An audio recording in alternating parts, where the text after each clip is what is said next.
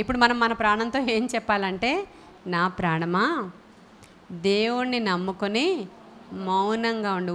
ఊరికే అరవకు, ఊరికే గోల పెట్టుకోకు, ఊరికే సణగొద్దు, ఊరికే రెచ్చిపోవద్దు. ఎవరు మాట్లాడుతున్నారు? నీ ప్రాణంతో నువ్వే, నీ ప్రాణంతో నువ్వే మాట్లాడుకుంటున్నావు ఈరోజు. నా ప్రాణమా రెచ్చిపోకు, ఊరికినే సైలెంట్గా ఉండు. సణుక్కోవద్దు, తిట్టుకోవద్దు, అరసేయొద్దు, కేకలు వేయొద్దు. వీటన్నిటి ద్వారా ఏమీ కూడా జరగదు. నువ్వు జరుగుతుందని అనుకుంటావు. కొన్ని సందర్భాల్లో నువ్వు అరవకపోతే అక్కడ కార్యం అవ్వదేమో అని అనుకుంటావు. నువ్వు నోరేసుకొని పడిపోకపోతే ఊరుకుంటే రెచ్చిపోతున్నారు, అందుకనే నేను అరుస్తున్నానని అనుకుంటాం కొన్ని సందర్భాల్లో.